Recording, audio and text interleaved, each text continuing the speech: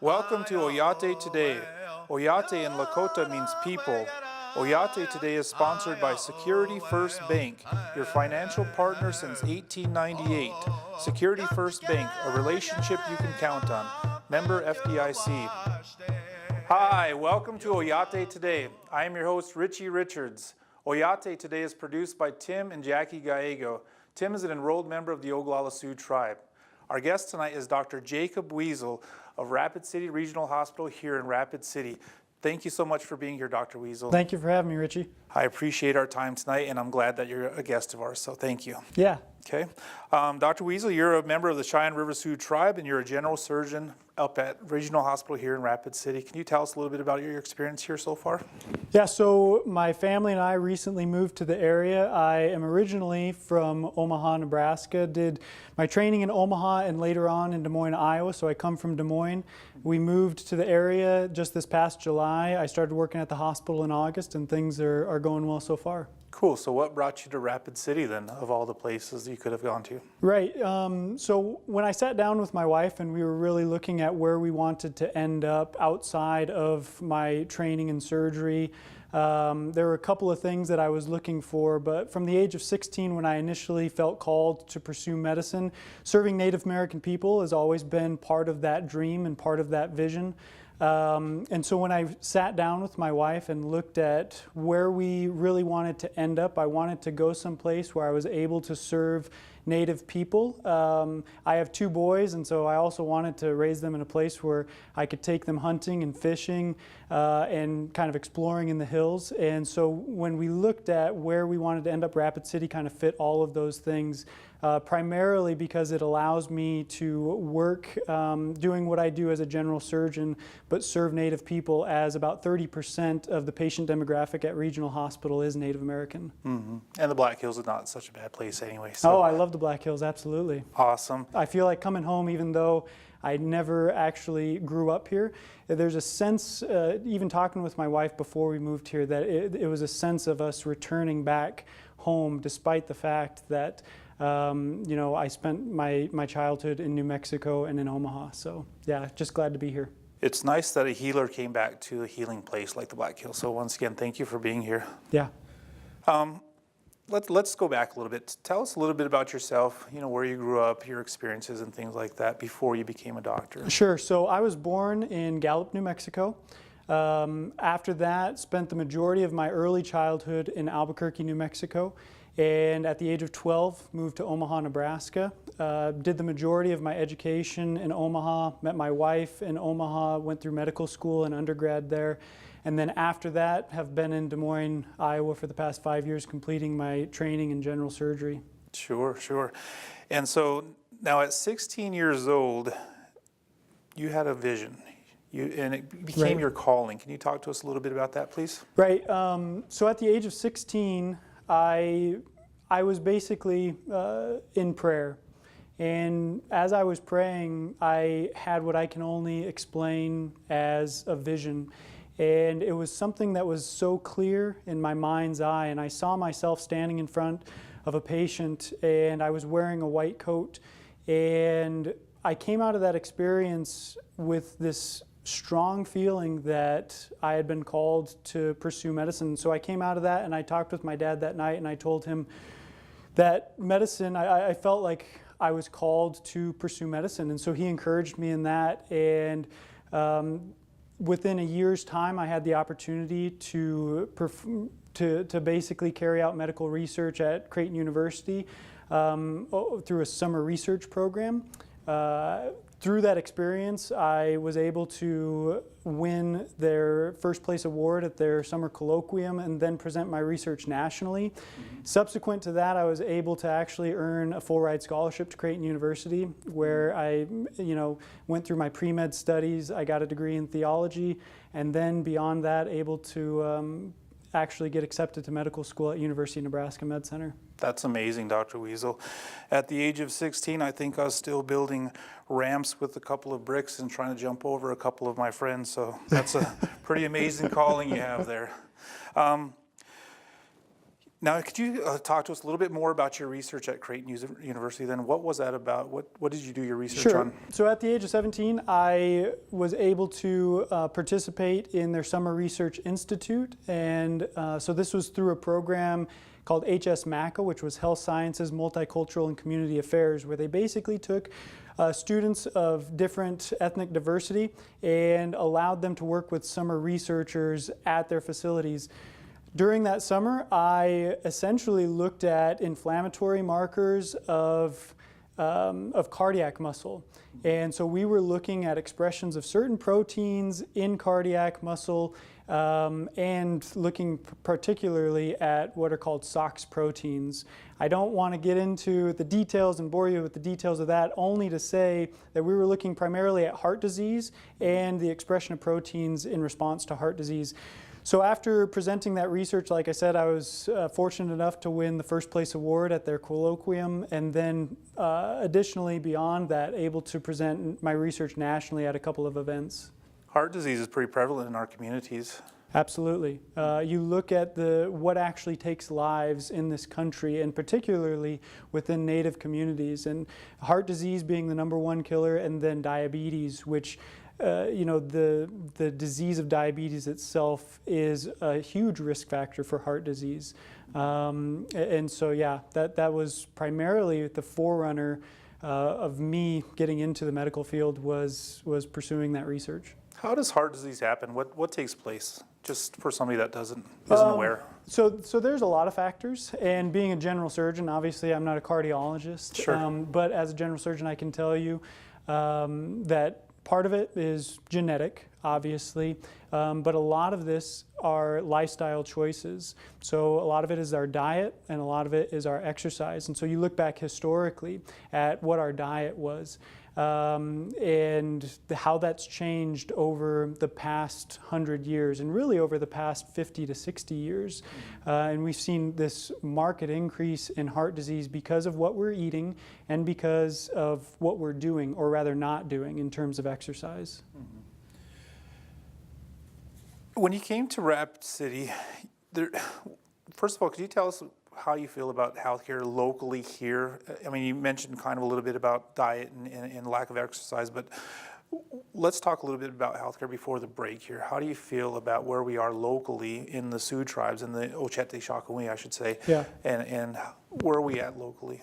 You know what? So being that I'm new to the area, it's a bit hard for me to say. I think that a few years from now I'd be able to better answer that question. But like I said, 30% of my patient population that I'm seeing every day in clinic, these are native patients that are coming to me. I think that across the board, what we see is health disparities in Native communities in terms of cirrhotic liver disease due to alcoholism, in terms of diabetes, in terms of mental health issues, in terms of heart disease. I think that there are obstacles for sure, but my father always taught me that where some people see obstacles, you can see opportunities. Mm-hmm. And so where there are rooms for improvement and where there are areas where we can actually make great strides are areas of liver disease, areas of mental health, and areas, I think, of diabetes. And really these are all tied to lifestyle choices, which is something that, as a health provider, I hope to be able to have a positive impact within the community over the coming years. Sure. And in just the last couple of months, have you seen any trends or anything that's kind of come up more so than other things? I don't know if I'd say that there are trends, things that come up more so. I think it's a lot of the same. So it's a lot of diabetes, it's a lot of heart disease, and it's a lot of mental health issues. I'm not only a general surgeon, but I'm a trauma surgeon, and so I have to tell you that when I'm on trauma call for the city, a lot of the patients that I see are native youth, and there's a lot of violence that's going on, and I think that as community leaders, that's something that we can have a positive impact to basically quell that. But beyond that, I think it's a lot of the same things that you see, diabetes and heart disease. Yeah. Sure. Dr. Weasel, we're going to take a break, but when we get back, we'll learn a little bit more about your work here and the things you hope to accomplish while you're here at Regional Hospital. So we'll be back after a word from our sponsors. You can't predict life's ups and downs. You just give it all you've got to stay on top. But it's easier with a partner like Security First Bank. Since 1898, we've been riding with you through the country's biggest ups and downs. And this is where we'll stay. Security First Bank, a relationship you can count on. Member FDIC.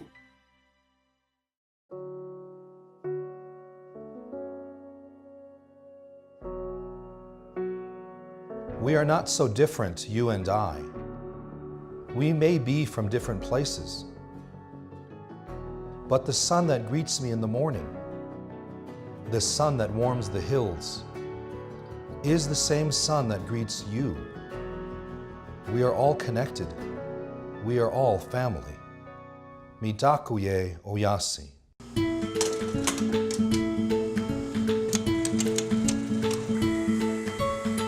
You know, it's really busy in the coffee house, not just in the morning, but all day long. And it's really important that we serve our customers hot coffee that's ready for them when they're ready for it. We get that, Michelle. And our team at Black Hills Energy will make sure you have the electricity you need to keep that Java nice and hot. Speaking of hot Java, how about a cup for the road? Black Hills Energy. Life sponsored by Energy. Native Sun News has been voted the best weekly newspaper in its class for 2015 by the South Dakota and North Dakota Newspaper Associations. You can find a copy of the Native Sun News at many businesses and vending machines in Rapid City and the surrounding area, and on all 9 reservations. We publish every Wednesday, so advertisers and subscribers can reach our diverse readership by calling 605-721-1266. The Native Sun News covers the other side of the story. Hi, welcome back to Oyate Today. Once again, our guest tonight is Dr. Jacob Weasel of Regional Hospital here in Rapid City. Thank you so much again, sir, for being here. Yeah, thank you for having me, Richie. And before the break, we talked a little bit about lifestyle and dietary changes in the Native American community. Could you kind of extend on that a little bit and talk about the importance of not only that change 100 years ago, but trying to reverse those I guess how we physically are being affected by those? Yeah, I think that if you look historically, pre-European contact, our lives were very much different and our diet was very different. With the establishment of reservation systems and government commodities, that drastically changed, obviously. And I think that if you look at what's going on in terms of healthcare and the health disparities experienced by Native communities, again, part of that is a genetic predisposition. I don't think that you can argue against that, but I think a lot of that is lifestyle choices and dietary choices. Part of this has to do with geographic isolation and getting good nutritious foods to people, but a lot of this has to do with just simple choices as far as what it is that we're eating. One of my goals, hopefully within the next couple of years, is to develop a research plan, a research strategy to look at ancestral health and to look at whether or not going back to an ancestral diet that is much less in terms of refined carbohydrates, what effect that will have on inflammatory markers, on heart disease, on diabetes. So I'm hoping to partner with local research as well as the local tribes to hopefully get that done and to promote a more ancestral-based diet and hopefully to have a positive impact on all of our tribes' healthcare through that. Just from your perspective, what would be some of the challenges that kind of goes along with what you're proposing there then? What are some of those obstacles that would prevent us from kind of making that shift back to a traditional diet? And by the way, kids, fry bread is not a part of our traditional diet. So no, yes. And I'm glad that you say that because like I had mentioned, I like fry bread just as much as anybody else, and I grew up eating Indian tacos, and I would argue that my mom makes the best fry bread in the world. But if you look at what it is that we're eating at our supper tables, this isn't what we were eating going back a couple hundred years. And so I think that is probably one of the biggest issues. I think what it is that we're being served in terms of government commodities, or what it is that we have access to in terms of our diet, is probably one of the biggest issues. In terms of performing the research, funding is probably the biggest obstacle for me right now, is figuring out who it is that I need to partner with and finding the funding to carry that out. Mm-hmm. I understand that your grandmother worked at IHS in Montana. Has she been an inspiration to your life? Yeah, so my grandmother, unfortunately, she passed away a couple of years ago, but she was a nurse for a very long time on Fort Belknap Reservation in Montana. My mother's Cheyenne River Sioux, my father's Assiniboine Sioux, and he grew up in Fort Belknap. And yeah, my grandmother, she meant more than I could ever say. And she was an inspiration to me, not just in terms of healthcare, but in terms of, so many other areas of life. And last year, I was able to give a grand rounds talk about the history of Native American healthcare, past, present, and future, to a group of physicians in Des Moines, Iowa. And at the end of that talk, I dedicated that talk to my grandmother. And really, when I think about what it is that I do each and every day, I know that she sees what I do. Part of me really just wishes that she would be able to be here to see in person what it is that I'm able to do. Wouldn't that be something if she was the nurse in your hospital? I know, that would be awesome. Something? That would. You have the statement that you made in a past article, basically summarized as what we are cooking for supper is as important as what goes on in the operating room. What did you mean by that statement, and what does that statement mean for you? Sure, and I had this conversation with my father. What I do as a surgeon, I think, is vitally important to the community. But I told my dad that I could work for 30 years as a surgeon and perform thousands of surgeries, but it would pale in comparison if I were able to change the way that we eat on the reservations, because that will have a much greater impact on the healthcare of Native Americans across the board than what I can do individually as one surgeon. I think that if you look at the disease processes that are ailing not just Native people, but this country across the board, being able to make changes to our diet and our lifestyle is going to be the thing that actually has a significant impact. If we keep doing the things that we've always done but expect different results, I think that we're only looking at insanity. But I think that if we make real meaningful changes to what it is that we're putting into our bodies, and not only that, but how we're utilizing ourselves. We're given two legs for a reason, because we're supposed to walk. And I think that between diet and exercise, if I'm able to have a positive impact in changing the trends on Native communities, then that will have more of an impact than anything that I could do surgically in an operating room throughout my career. Sure. And so regional, you came into regional at a good point. Regional over the last couple of years has been working on improving community relations, community building efforts. They're involved with the Native American Day Parade. They're heavily involved with other activities as far as community building efforts. Do you plan to get involved with those efforts as well then? Absolutely, I'm excited. Obviously, we have the Native American Day Parade that's coming up, and I've basically gone towards the administration and asked whatever role I can fill in representing regional and in serving my community. I'm more than happy to do that.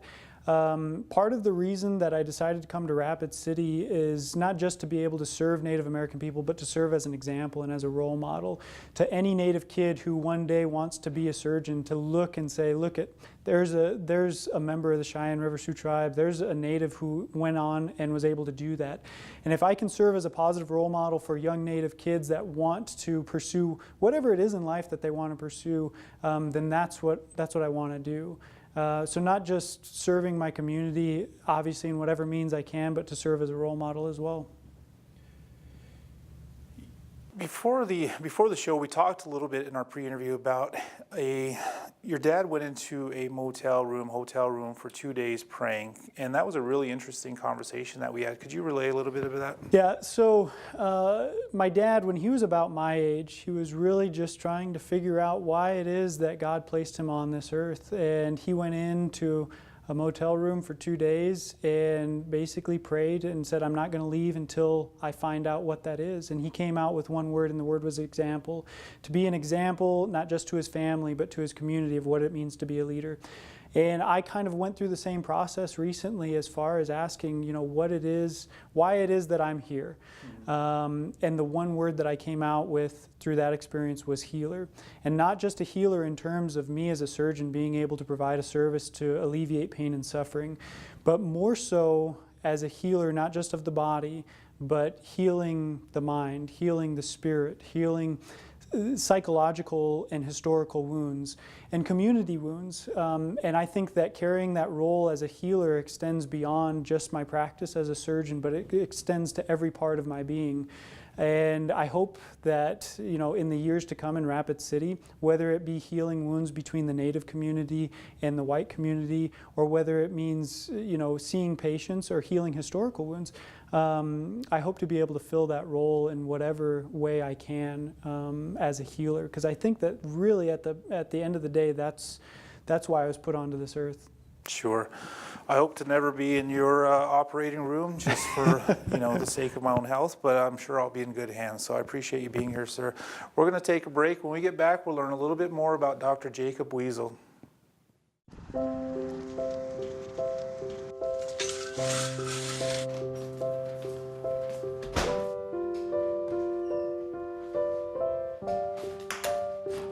I like to eat apples and bananas.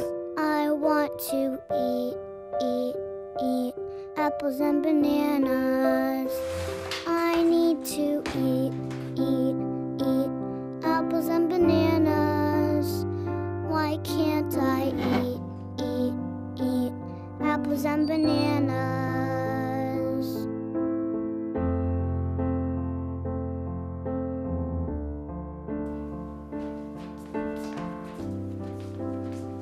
Support the Feeding America nationwide network of food banks to help provide meals to those in need. Join us at feedingamerica.org.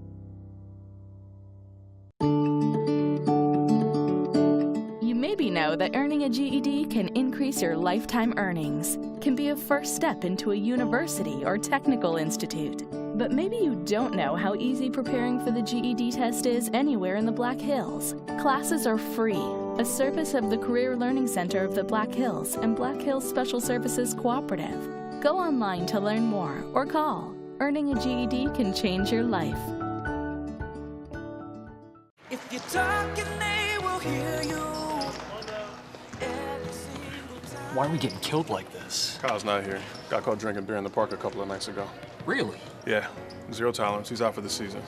Harsh. Hey, he knew not to drink. We've made that clear to all of our kids, right? No, not really. Bill, if we don't tell them what we expect and why they shouldn't drink, how are they gonna know? Talk. They hear you.